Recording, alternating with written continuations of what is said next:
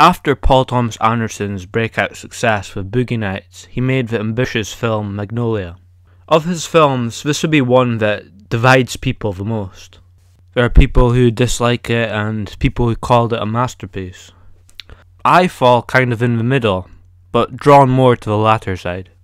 I find it kind of interesting how PTA said after Boogie Nights he wanted to make a simpler, smaller film.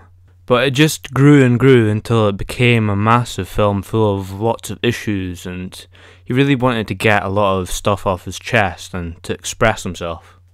This film has a large ensemble cast with a lot carried over from Boogie Nights. There's the return of Julianne Moore, John C. Reilly, Philip Seymour Hoffman, Philip Baker Hall, Louise Guzman, and William H. Macy.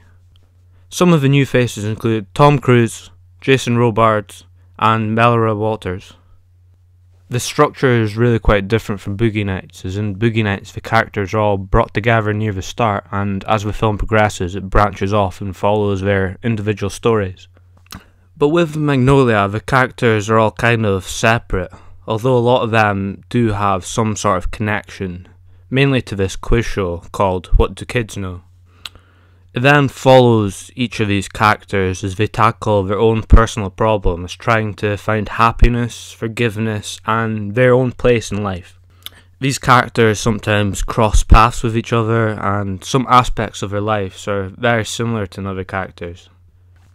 In this respect, the film is very similar to Robert Altman's Shortcuts, but it's also similar in its treatment of comedy and tragedy contained in everyday life.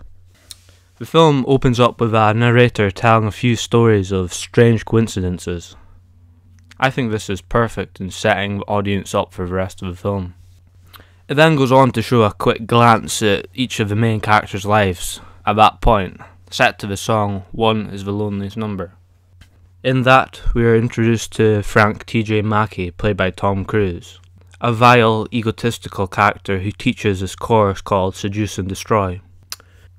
So, an absolutely extremely unlikable character who, during the course of the film, has to come to terms with his past and how that has shaped him into the person he is today. Stanley Spector, played by child actor Jeremy Blackman. A sympathetic child genius whose father utilises his gift for his own gain on that quiz show. This character really grows and learns to stand on his own feet. Donnie Smith, played by William H. Macy.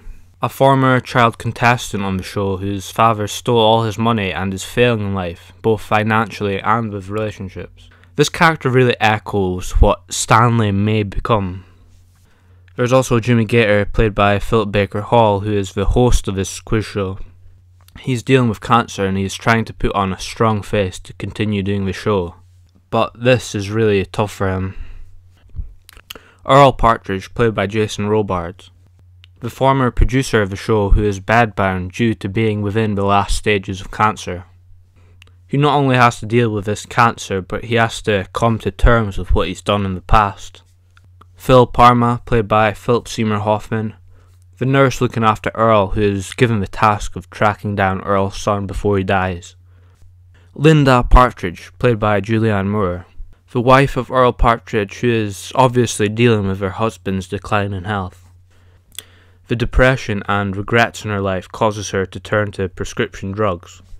Claudia Wilson, played by Melora Walters, a character who has lost track of her own life. She abuses drugs, she sleeps around from guy to guy. A troubled character who is really reaching out for someone to help her and turn her life around. And finally, Jim Curring, played by John C. Reilly, a slightly incompetent police officer who tries to play things by the book. This is a character who really wants to loosen up a bit and settle down with someone. So that is kind of the basic outline of all of their stories. It covers a wide range of subjects and emotions, and I think that all these actors had the chops to perform these roles brilliantly. Like I said before, these characters all cross paths with each other, some more than others, some have a bigger impact on different characters than others, and some paths don't cross at all. They all go through their own changes and learn lessons about themselves, some to a much larger extent than others.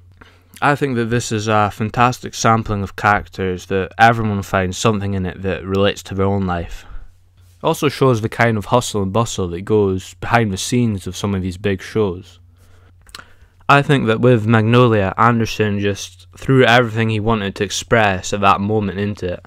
And as a result, it is perhaps his most personal film. But also some of the storylines kind of get lost within it, and some people think that it's a bit unfocused. The length of the film is also quite a big problem for a lot of people. With a huge range of characters, of course, people are going to find some that they will not connect to.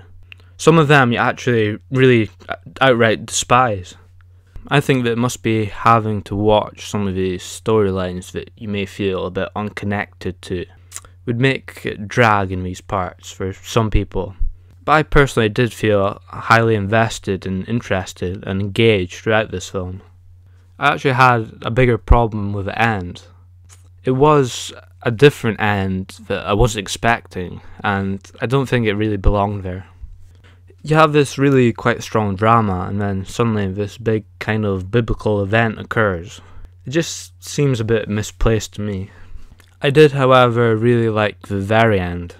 All this heavy kind of psychological material, and then it simply ends with a character smiling.